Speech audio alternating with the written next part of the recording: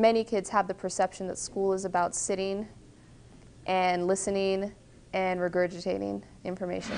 It makes our community better, definitely. It also makes us as individuals better. Well, the most important thing is we wanted students to have a connection, wanted them to do something that they felt passionate about. You can read about it and be like, yeah, you know, they say like it goes in through 1 ear and then goes out the other. That's basically what it is.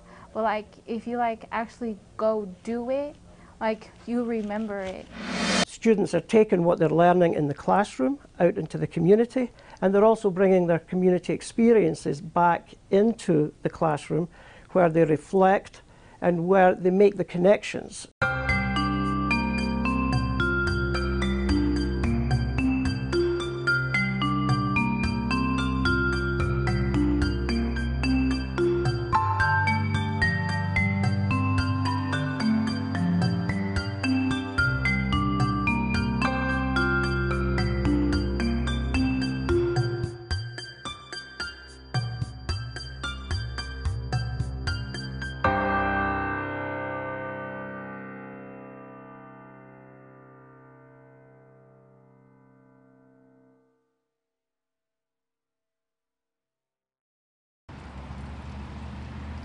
It's more than just community service. It involves learning content while they're doing the service.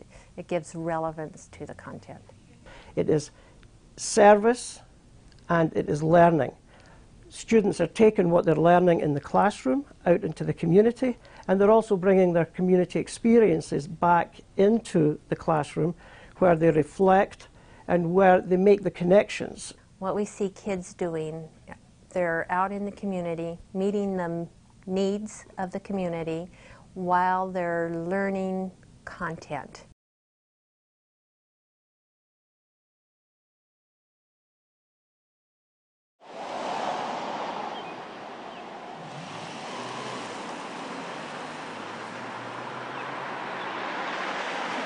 Our assignment was to first research and find information about Puget Creek, and then we actually went to the site and we helped restore the land by taking out the unwanted invasive plants. We went there to restore the site and we pulled out like the invasive species, which was the English ivy.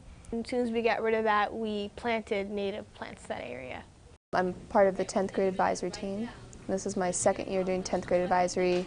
This year we decided to continue the Puget Creek project, which is Puget Creek is a area in North Tacoma that needs to be restored with native species. The idea is to replant using native species with the ultimate goal of getting the creek back into its pristine condition so it allows salmon to spawn.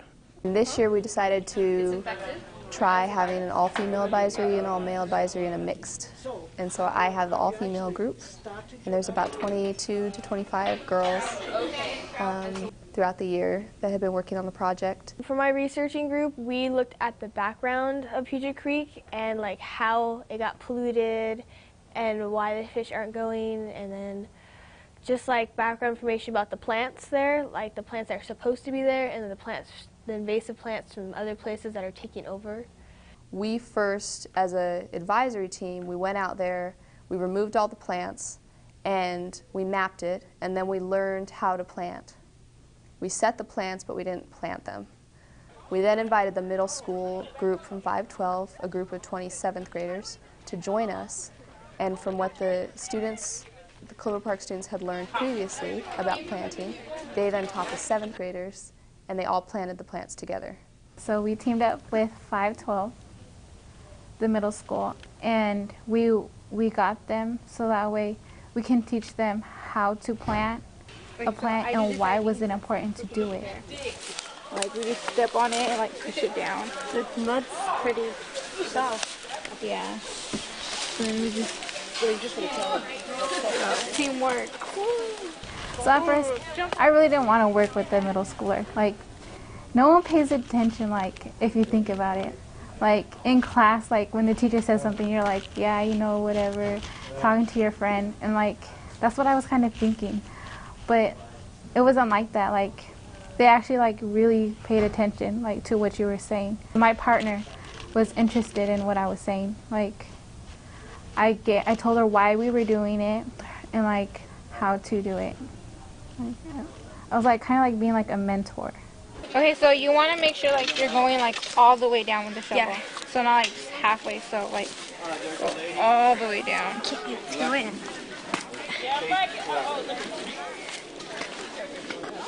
Doesn't really fit in. Okay, so then you want to try the other way, like on this side. Double screw. Go ahead and line up again. Long hair. There you go. What comes out of there? Oh, yeah, it's dry, but it's so line up with. Does that look good? Yeah, Or a little bit deeper? maybe a little bit.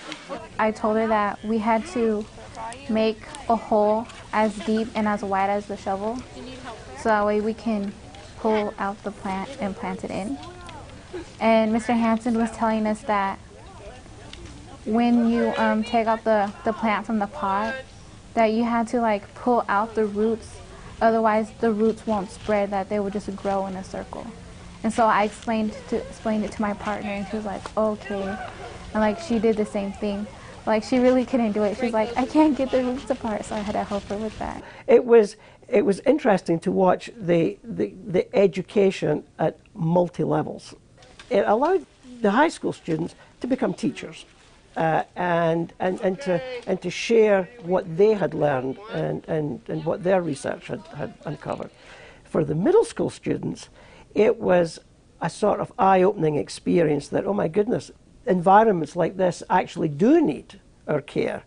There are groups of dedicated people who go out and who do this restoration for others to enjoy. Now we're going to get this tape and tie it around the tree. So you want to do that?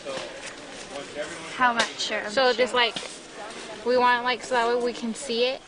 So then like, so tie one knot and then tie another knot.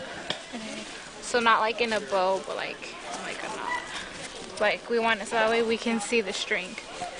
To let them know that this is a native. I've worked with some students in elementary through middle school, through college, and then, through high school into college, and I've seen changes. I've seen them, light bulbs go on. Working out here, they get lectured to in class, and then we work with them out here, and they go, oh, wait, yeah, spawning gravels, or, oh yeah, native plants. Light bulbs do go off. Because, a lot of people like myself, I learned better working with my hands. So you do see them putting it into context, what's being told to them in class and coming out and they're understanding the application of it. I learned that we have salmon runs there and that the salmon has stopped coming because of the lumber mills that had polluted the water.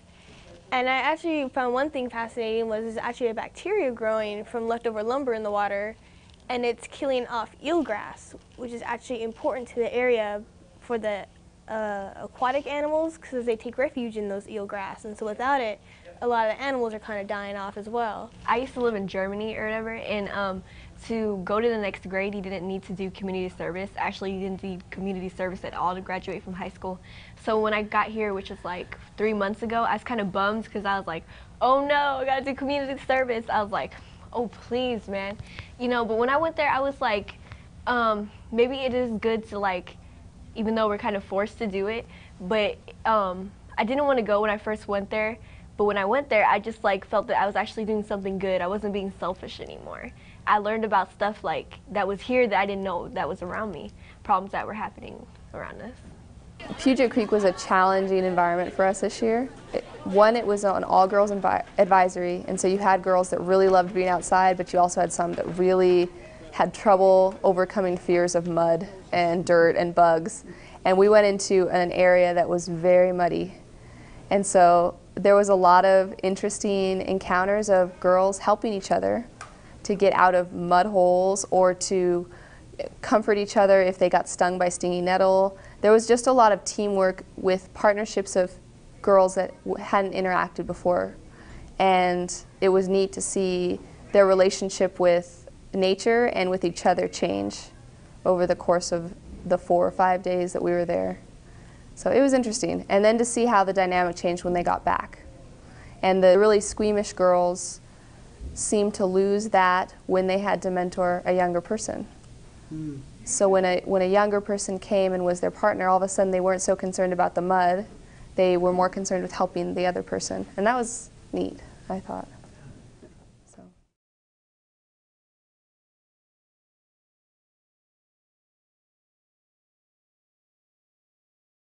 I worked with Kids at Hope, so most of the time I played the role of a mentor. So that's what I basically did through all the children there. I acted as a role model and a mentor.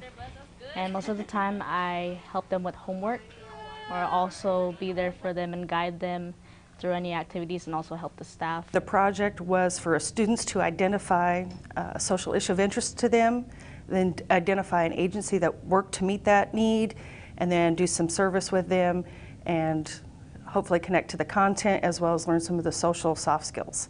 Wendy is a junior student, and she was part of a group of students who worked with Wally Endicott and an agency called Kids at Hope, which is part of it. It's attached to the Boys and Girls Club of Lakewood.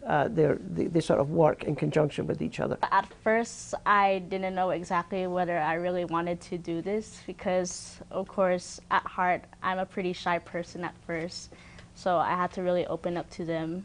But my feeling kind of got a bit better about this because the first time that I did my volunteer work there, as I went inside the building, there were these 2 little girls that just ran up to me and they introduced themselves to me and they greeted me and they exactly said these words, "Hi, welcome to the Boys and Girls Club."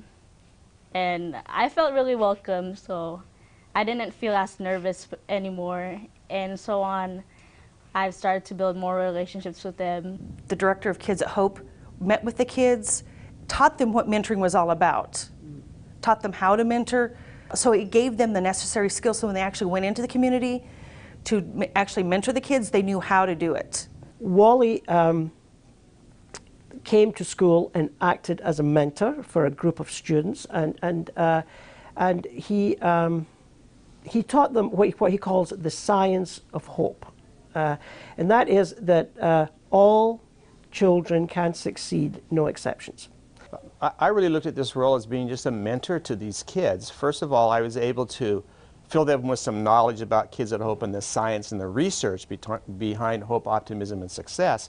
But once they got out into doing their projects, I continued to meet with them, and we talked about obstacles they had, successes they had, and questions they might have on how to interact and do a better job and overcome some of the problems they had. He's basically the person that got us started on the whole journey because all of us that did the volunteering, we didn't know what to do, and he was the one that pushed us. And he also was the one that taught us about what to do with children because he told us these stories about his experiences too and his frustrations, and that kind of inspired us in a way to bring that in our own volunteering, so that when we go there, we're already prepared and we know what to do to be proactive.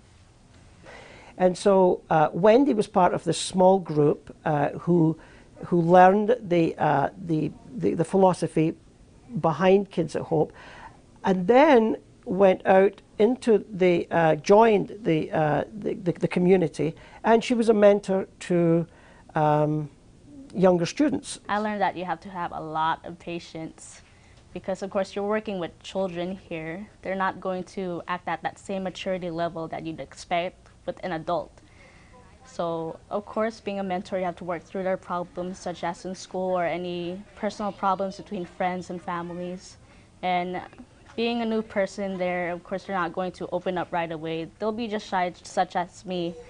So I have to really work with them. It's not always going to be the same way to solve a problem, just like in real life and in school itself.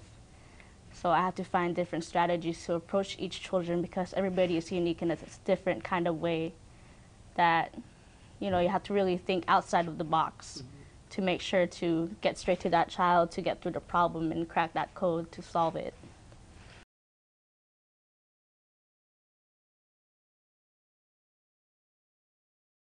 The Arlington project was a miniature model of all the soldiers who made the ultimate sacrifice in Operation Enduring Freedom and Operation Iraqi Freedom.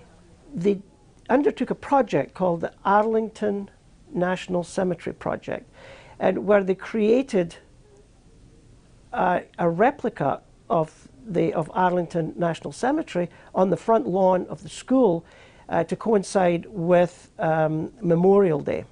The model, first we mapped everything out. We took a map of the front lawn. We found out that 2.5 feet should be the spacing for the sticks, and we measured with how many sticks we have, how many go in each column, each row being 2.5 feet apart, and how much space we would need. 2.5 feet was the distance of the steps for the guards at the real Tomb of the Unknown Soldier at Arlington Cemetery in Washington, D.C. And we wrote our names on markers blue, red, and black, on how each name represents a soldier and what they stand for.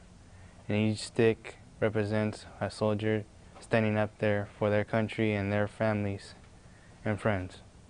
We've talked about how could we lay this out so that it's manageable and doable, because we're talking about 4,500, and at the time it was like 4,548. It turned out to be 4,563 by Memorial Day, and of men and women who have died in combat for Iraq and Afghanistan. We decided to use paint sticks. We thought of using popsicle sticks at first, and so we procured those materials and painted 5,000 of them, some margin for an error here or there when labeling them, and then we got our class involved with that. We also had other classes come in to help label and put down their rank and their name, and so we had about 250 plus students involved. The community response went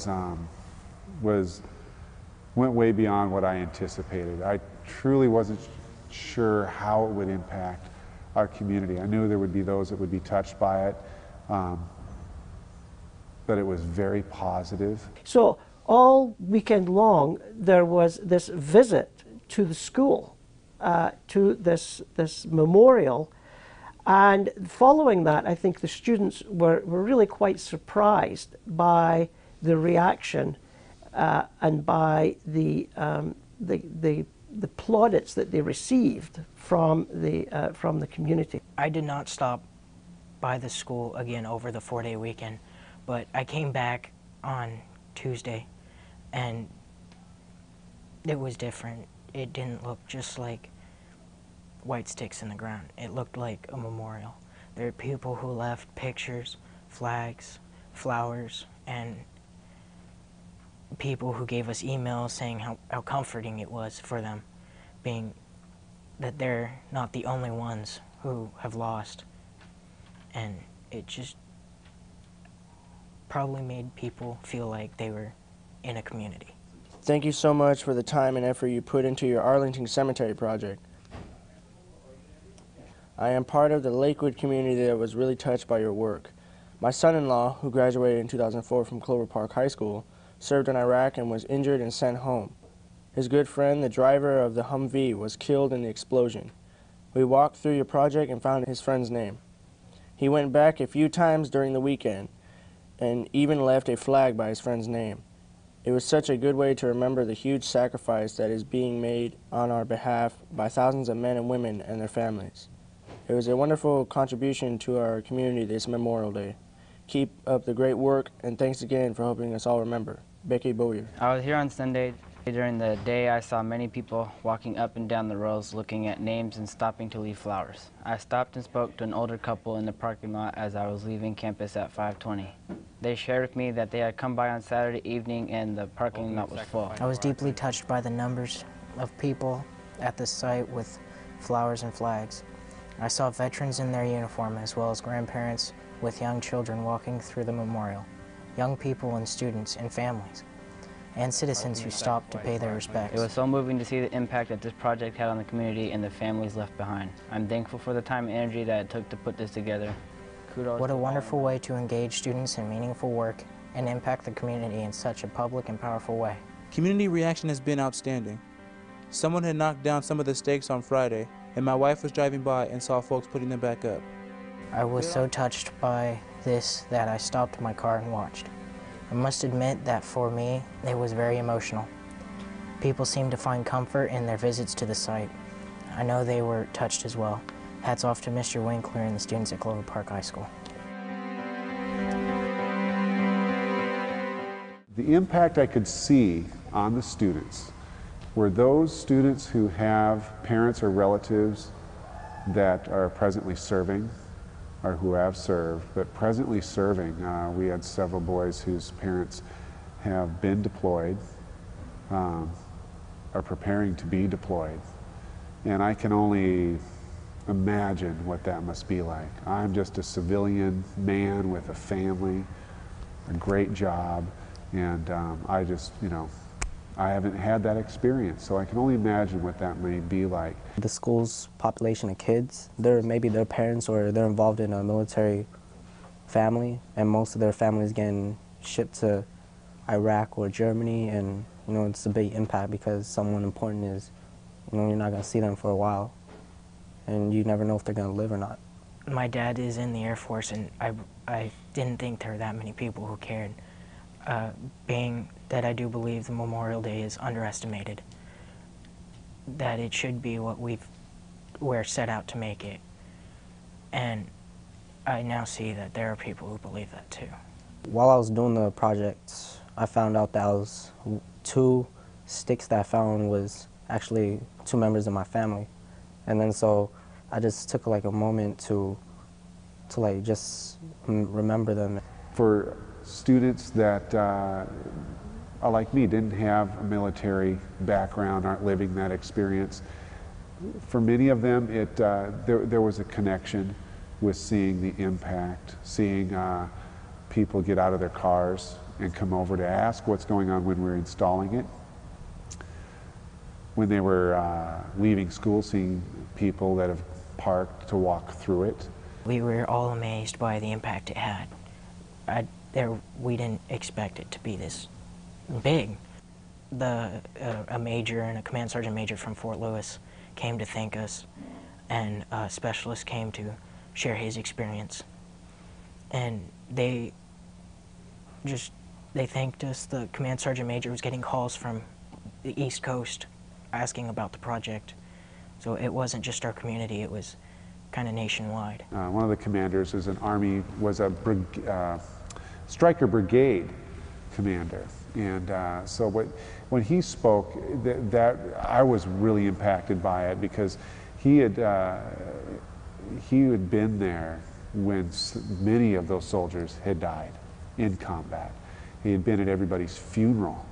I think he was a commander for 300 plus troops, and so he was personally touched to see students thinking outside of themselves, not to make a political statement, but just a simple thank you, and to also learn what Arlington means and what that represents and how it had an impact not on just our local community, but that this was being discussed by commanders in bases around the United States.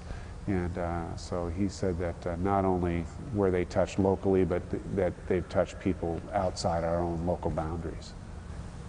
We're going to loop the class. I'll have them again next year, the same group of boys. So this will be something that we do again. And for those who are real involved, they're excited about it. For those that may have shied away from it due to maybe some personal feelings about it, with regard to whatever their beliefs about war are, or a personal family connection to it. There could be some fear-based reaction to it.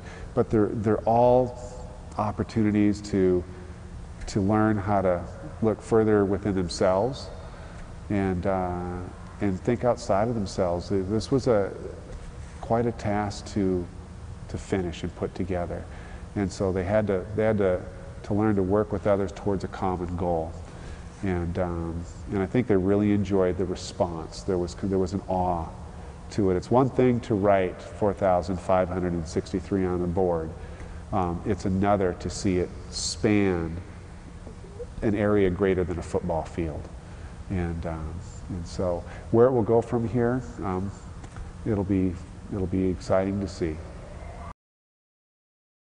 I think that service learning is becoming more of a norm in classrooms. I think teachers are finding that, yes, they can incorporate service learning into their curriculum and students will learn.